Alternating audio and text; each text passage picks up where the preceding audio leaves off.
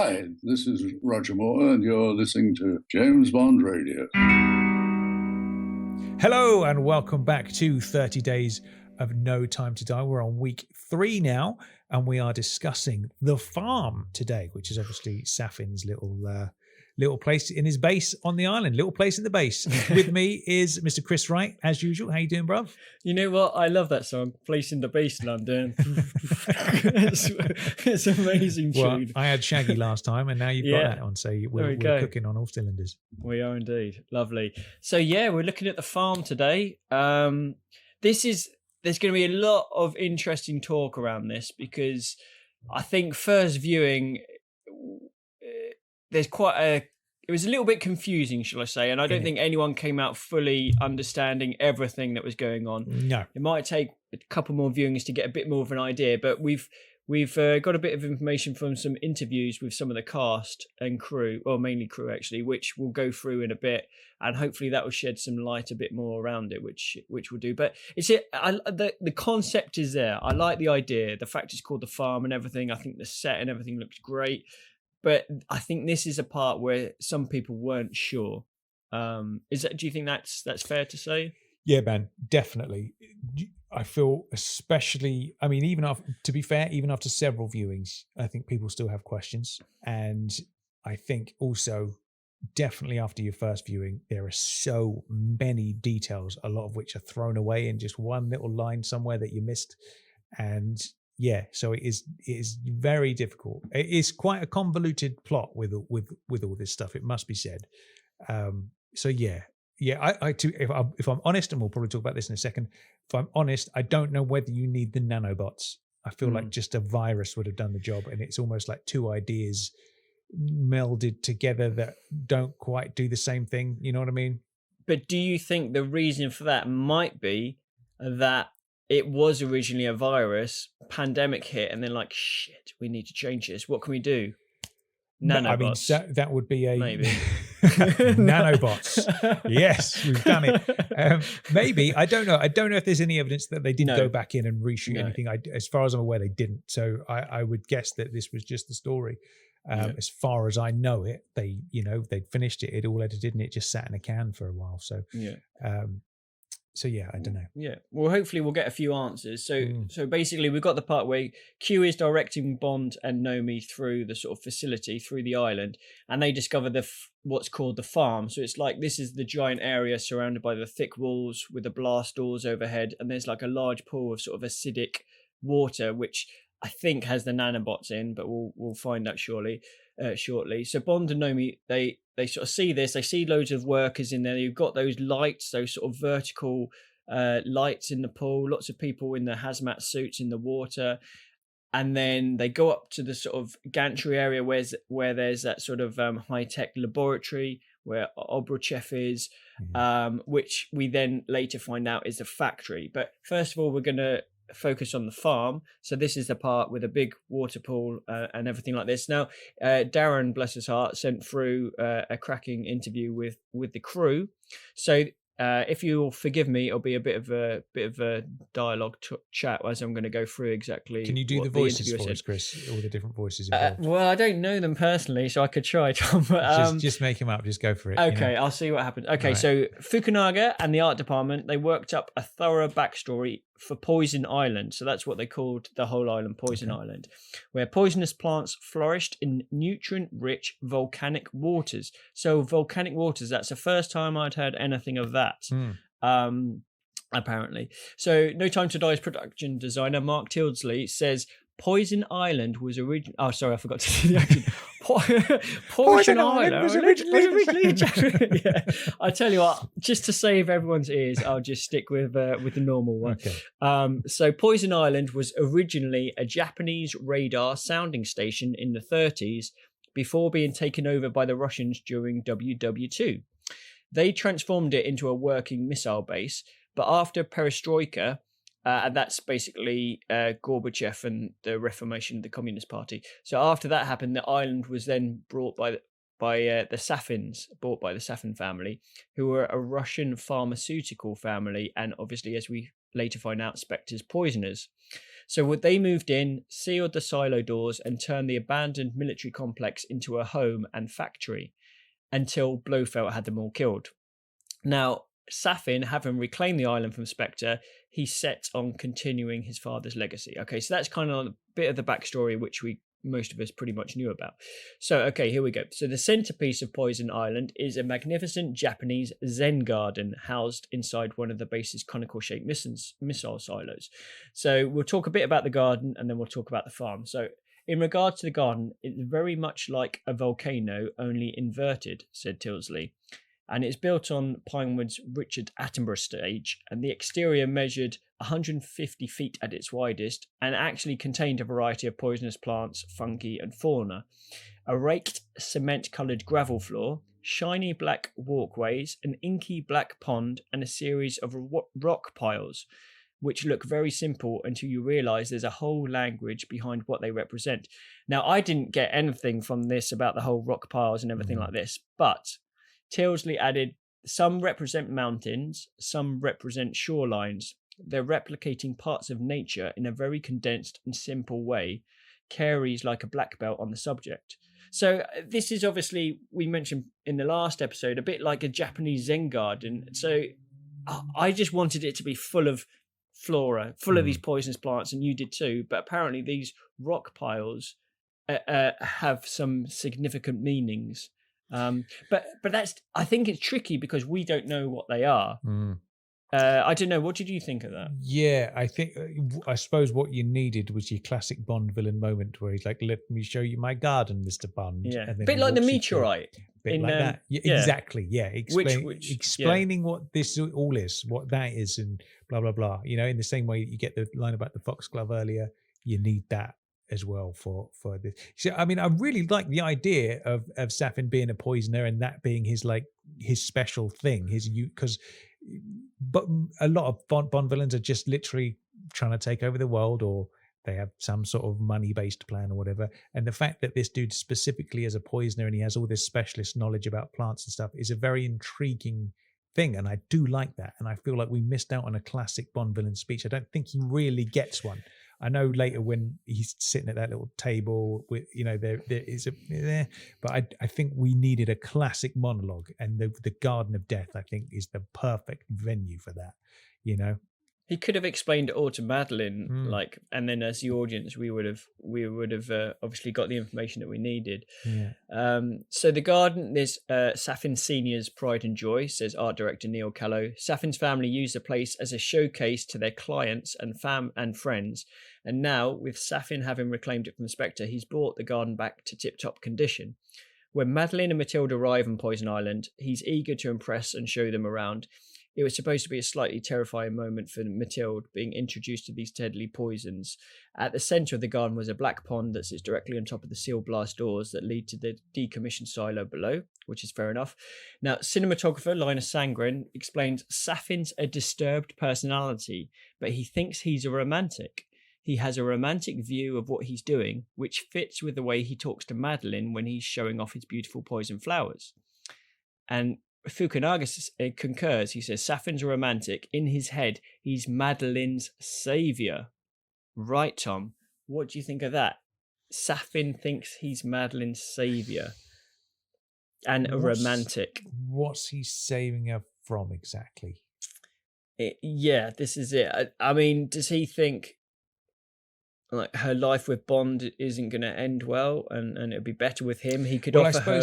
Hold on a minute. Safety. Let me backtrack. Maybe he thinks that because obviously he saved her from the frozen lake. Maybe that's what it is. It's the old school bit rather than what's happening now. Yeah.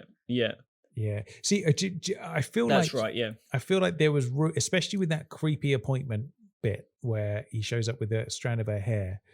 I feel like we needed to see a bit more of that, like that he was obsessed with Madeline. And he pulled her out of that lake all those years ago. He's never stopped thinking about her. He's still got that strand of hair. Yeah. And he talks about the eyes, which is really nice, doesn't he? Yeah. So I think it's, a bit more. It's there a bit, but I don't think it's there enough to make me really believe that he's into her in a big way. So again, like I said before, I think there's a lot of strands here that maybe weren't cooked enough, you know what I mean? Yeah. But or were cut out for whatever reason, whether it was running time or whether it was just because they didn't have them for long enough. Who knows? But yeah, I think you agree. So then they continue. While the Zen Garden is Poison Island's ornamental showpiece, the heart of Saffin's nefarious operation is a massive bacteria farm, where the raw material for his deadly toxins is cultivated using the island's nutrient-rich volcanic waters in what is essentially a giant petri dish. So that's interesting. So there was no really mention of bacteria, but I suppose the toxins and the nanobots must have a link to that somewhere. So that we're now in the farm, and that water pool is basically a giant petri dish where they're growing these, well, you can call it a virus, I suppose, but the nanobots and the poisons and stuff like that. Yeah. Okay, so this is interesting. So this is Fukunaga. He says, once we settled on Saffin's evil device being a nanobot, which is equivalent of a miniature squid that could eviscerate your circulatory system, if I can get through that, then the question became, how do you raise those things? There's all this speculative science about how you can make nanobots, and some of it is based on acid and bacteria. So that's where the pool idea came from. It's basically a massive acid bath that the nanobots are built in. So I get the acid bath. How are they built in there? That's the tricky bit, I guess. Yeah. Do you know what my suspicion is? My suspicion is that the idea was really a virus, right? And then they were like, how can we make it a bit different? Because we've had a virus in Mission Impossible before. You know, how do we make it a bit different? And nanobots was thrown around, because I know that is a thing. Like, it definitely they've not is, been invented yet, but it's like the theory's there, and that's what people are working towards. I did a bit of research into that. I'll come on to that later as well. All right, I will stay. I will stay silent then. But yeah, so I don't know is the answer. But then this is a Bond film, man, and I do think there is the danger of getting too questioning of things rather than just enjoying it. And I think perhaps but perhaps deep down, I feel like maybe you could have simplified his plot a little bit and you just had a virus, right? And that's it. And then Boris that would have made sense. But there's been an extra layer in there to be a bit more unique, and it's and up to date, I guess, futuristic, maybe. And up to date and futuristic. And so there's now not really any some gaps in there, I guess. And I totally agree with you in terms of, like, a Bond film is there to be entertained, but equally when it's a new one, it's hard not to try and analyze every single frame of the film, because that's what we're here for, man. Exactly. We're doing 30 days and 9 nights to analyze every fucking thing. And, so and it's the same when Spectre came out. We did the same thing when Skyfall came out. We didn't do 30 days, but in terms of when we were watching, we were trying to analyze everything and break it all down, and that's obviously what we're trying to do. Ultimately, they are for entertainment. That's what we're doing. But it is good when the logic is there and the flow is there. Exactly. And I think in terms of this pool, the way that I imagined it was they're using the toxins from the garden that's put into the water. And I guess with the nanobots, in my head, they were kind of added separately, but then you got the people in the water in the hazmat suits. And I don't know whether they were maybe distributing it evenly throughout, or if they were refining it somehow, or in my head, I was trying to work out what they were doing. Because initial viewing, I was kind of like, oh, they're just in there, you know, I'm not quite sure what they're doing in the water, but looking a bit Dr. Noe. Yeah, exactly. But I think that's, in my head, that's what they're doing. They're kind of refining it somehow, or distributing the nanobots maybe, or something like that. But obviously that's just in my head.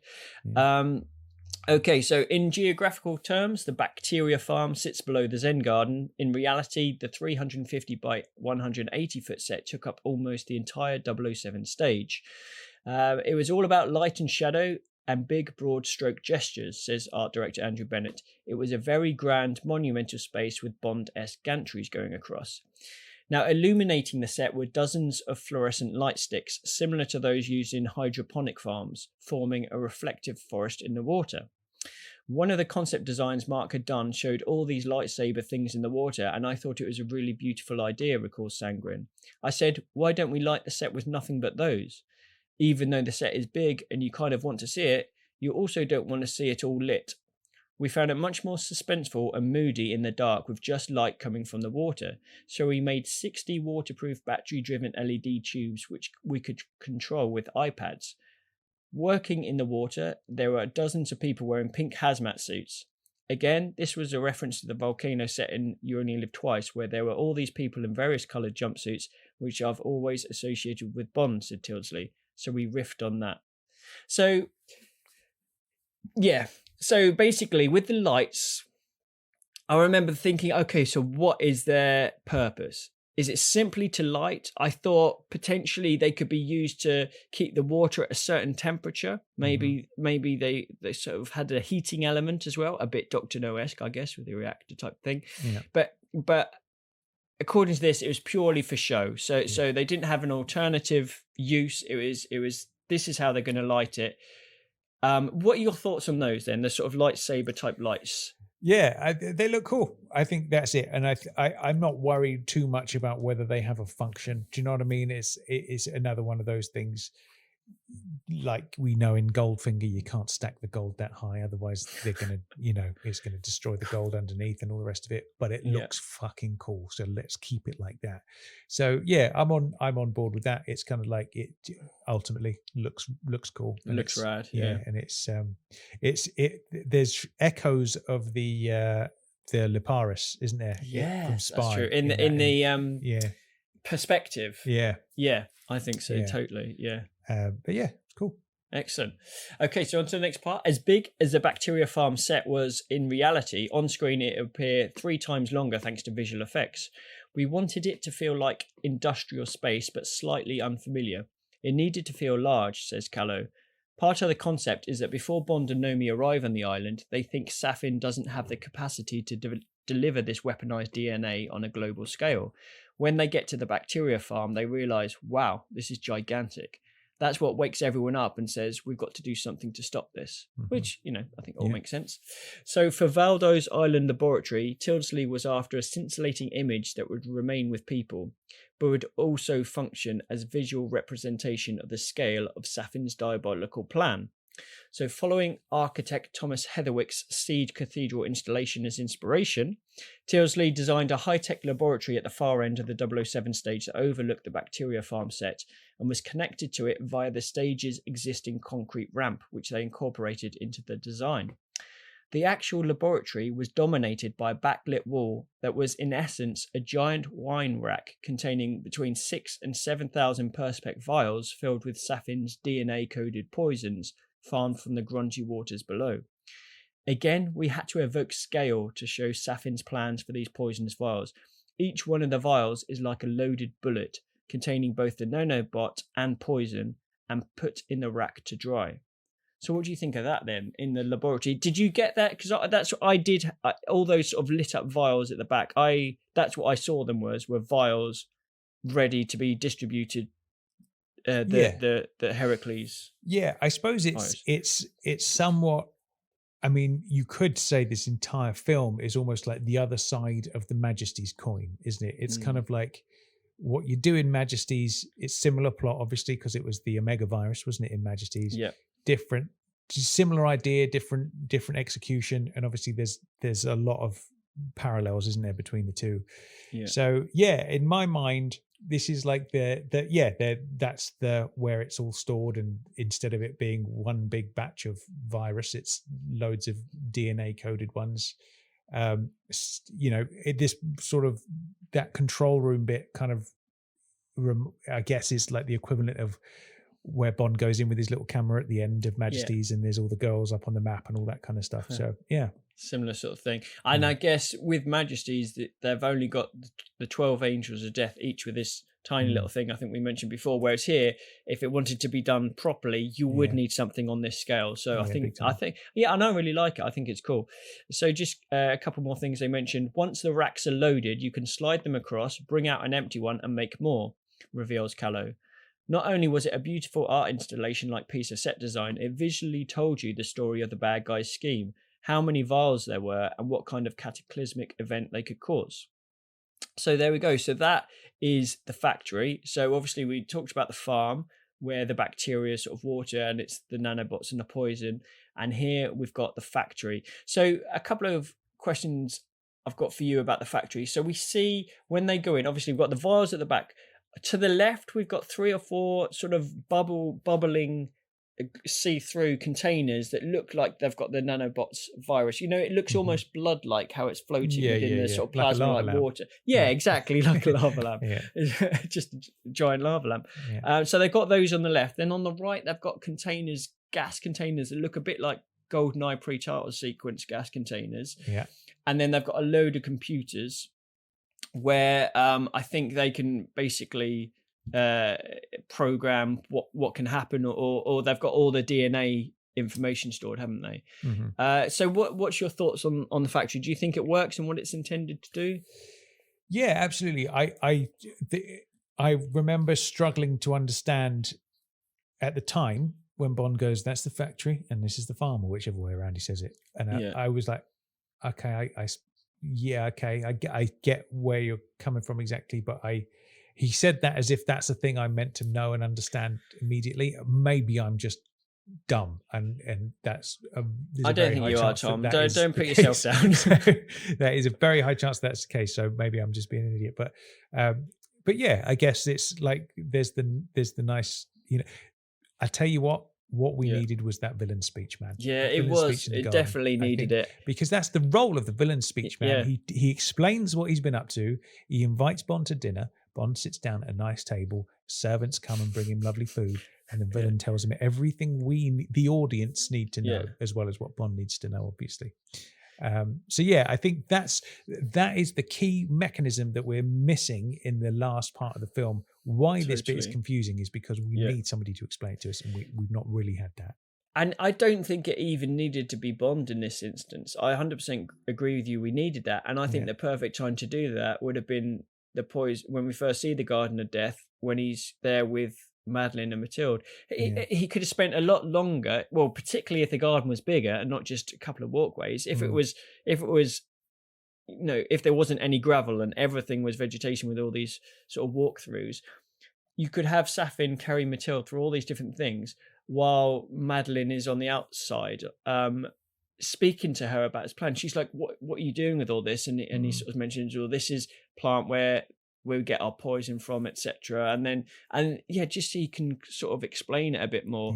And we could have had that speech there, and I think that would have worked even without Bond. I think having Madeleine receive that information, and obviously us as an audience receive that information, I think that's exactly what we needed. See, of course, I'm flipping my earlier comment on the head about the whole thing of I don't like things to be explained to me, like the whole magnets thing. Yeah, it's a different thing. It's a different beast though, because when it becomes the Bond villain's speech, you know, that ties things up nicely. And do you know what? I almost feel like that's.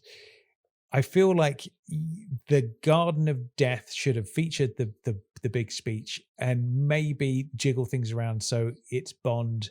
Like, as much as that room looks cool, the Ken Adam looking room with the little low table and all that kind of stuff, as much as that was cool, I feel like that should have happened in the Garden of Death. There's Saffin sitting there holding Mathilde in the middle, to a deadly plant in the middle of that, and there's Bond coming in, and because that's a more striking location, where all the poison that's is an made. Interesting way of doing it. Yeah, you can imagine them just on a little plinth, with him and Mathilde surrounded by these deadly plants, and Bond can't even get to them. Like he hasn't got a weapon once he's been obviously disarmed. And so literally he's walking close towards them, and the closer he gets, the tighter Saffin holds Mathilde, and he threatens her. But they're just surrounded by these plants. I really like that, Tom. I think that'd be quite evocative. Thanks, man. But you could still have that set used in another way or for another particular scene. It's just the lack of. You know what they could have done? Easy peasy. That could have been the room where Primo has got Madeleine. Yeah, exactly. I mean? Why not something like that? And I think that would have been really, really cool. I think you do need to see Saffin in different places. So he can't just be at the Garden of Death with Madeline. Oh, suddenly he's at the Garden of Death with Matilda. I think you need to see him in other places. But I think having that bit with Bond physically unable to get to him, like Bond is in a rage, he's threatening his daughter, but he can't get to him because of these plants. It's going to kill him. I mean, imagine if he is sitting there in the garden and Matilda's on his lap and he's got a twig of some super duper poison in his hand, and he's just waving it around in the air right next to her and all that kind of stuff, and how much tension that would have brought. Like I feel like, because when you think about the end of Spectre, which that's everybody's favorite part of the film, isn't it? That's where everybody's like, this is great. Is they put, like we often said, what should have probably happened is big You Only Live Twice style ninja battle in the crater base, and that's where the climax happens. They take it back to London purely so it can be like, oh, this is an emotional place because it's MI6 headquarters, and there's this little Scaramanga style funhouse set up for Bond to go through, and then the climax can happen in front of the Houses of Parliament, and what a great location that is. And obviously that's a contrived thing that they're just doing because it's cool.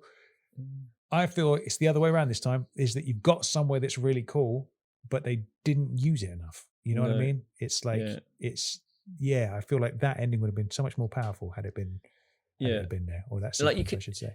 You could imagine Saffin with like these little red poisonous berries that's saying to Matilda, "Look, Matilda, don't these look juicy or whatever?" Just trying to entice her. And if Bond gets closer, he sort of puts the berry closer to Matilda's lips or something like that. I think that's really, really cool. So going back then over the Garden of Death, we've got the factory, we've got the farm. So just so we can get our head around what's going on. So we've got the Garden of Death where the poison is extracted from. Obviously, there are other plants involved. We mentioned the one that, makes people behave and various other things. It would have been nice to learn about a couple more, I think, which he could have done in between his speech if he'd done this it that way. This one makes you shit. This one stops you from shitting. If you ever have any problems, Bond, take one of these. This one will get you up in the morning, in a certain way. So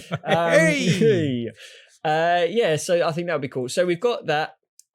We've got the sort of acid. So the water, the corrosive liquid, have got nanobots in and poison in. And I tell you what would have been nice. It's a shame we didn't see people kind of extracting the liquid from the pool into some container to then see them take it up to the factory where it is then, I don't know, refined or whatever it is before it's put into the vials. Because I think just a subtle thing like that would have been great, just seeing someone sort of scoop some into, I don't know, some sort of container and see people sort of wheeling it up into You wanted to see some scooping, didn't you, Chris? I did. I like a bit of scooping, I do.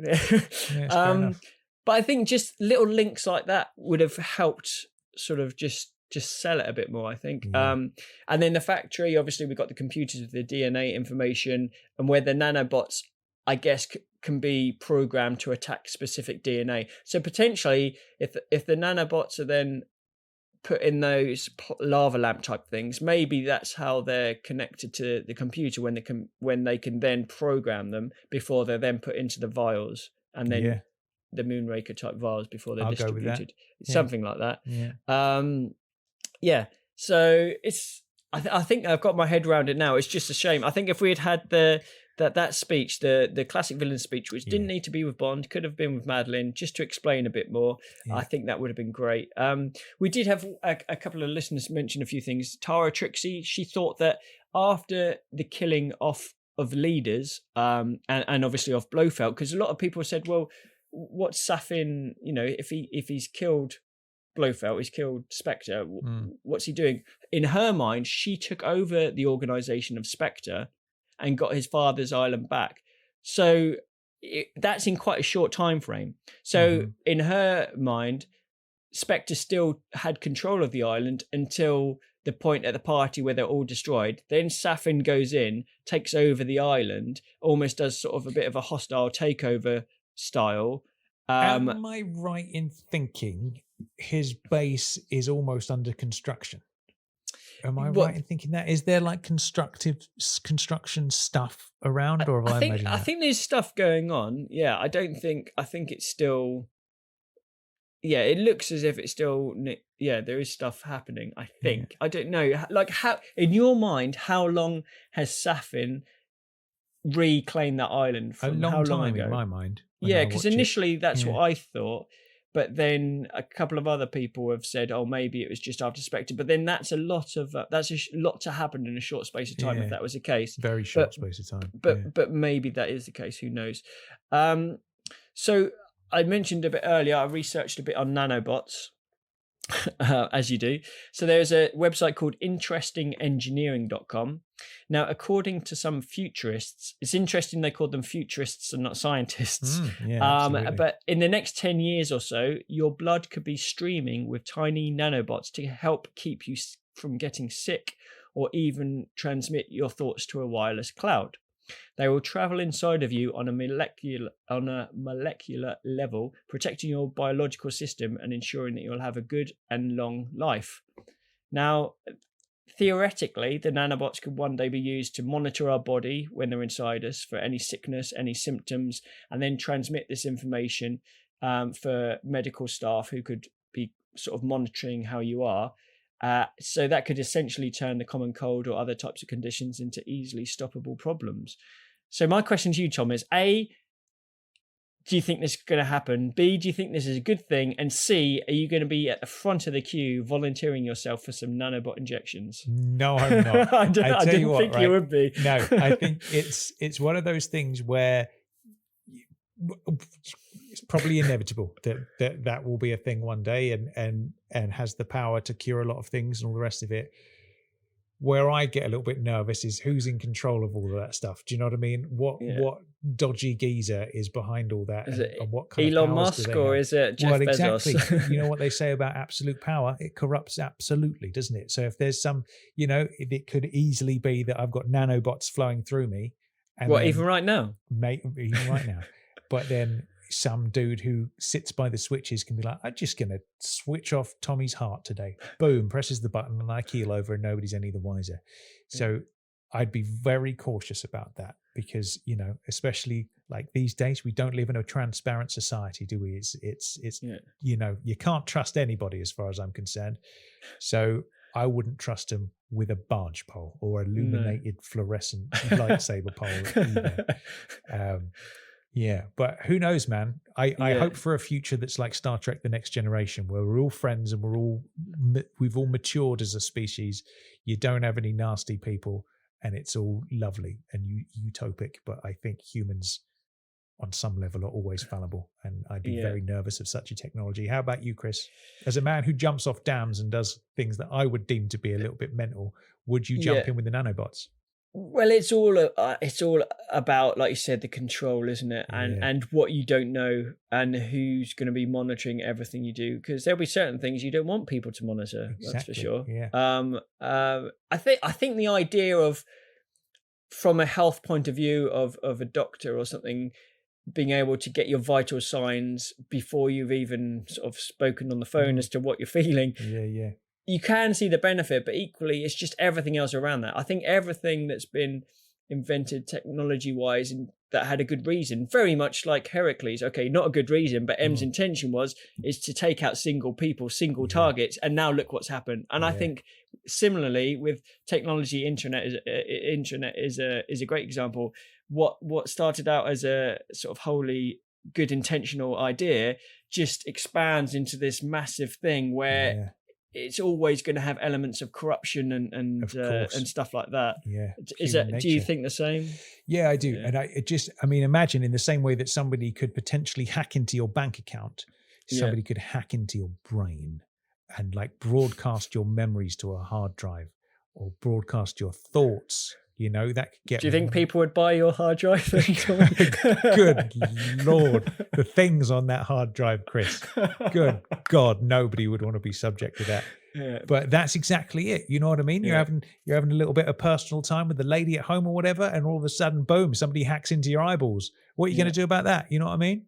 Yeah, close your eyes. Exactly. I suppose that's it, isn't it? So it's. I'd be very cautious about such a technology, but I imagine. I mean, Elon has said himself, hasn't he, that he reckons within a few years you'll be able to download, like interface your brain with a computer and download your thoughts and all this kind of stuff. Yeah, which to me sounds fucking crazy terrifying. And yes, proper scary, like proper scary.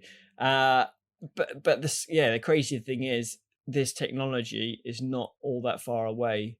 Maybe certainly not the sort of medical side of the nanobots. That's close. I think they're interactive with the brain and the cloud and processing the thoughts that way is a little bit further away than they've still not mastered the printer yet, have they? They haven't. You know what I mean? No. It's like I always end up with 10 copies of something. So this is I'll start to worry when that happens smoothly. And then it'll be that's all right. I think that's a really good measuring stick against technology in the world. Yeah, absolutely. So there we go. We're finishing on nanobots today, Tommy. Nanobots indeed, mate. Yeah, absolutely. That's it. So we've got one more part to our movie review section of No Time to Die. So the next one is going to be the confrontation between Bond and Saffin. We're going to have everything that happens with the island, the missiles, obviously the ending, that crazy ending, and then the very final couple of scenes after that as well, which is going to get emotional, I think, Tommy. Mate. It is. You had some tears, didn't you, when you had your second viewing? I didn't cry because I'm well hard.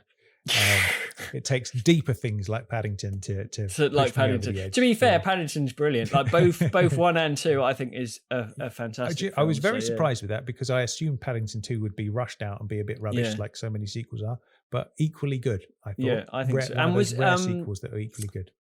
Wasn't Hugh Grant the villain in that?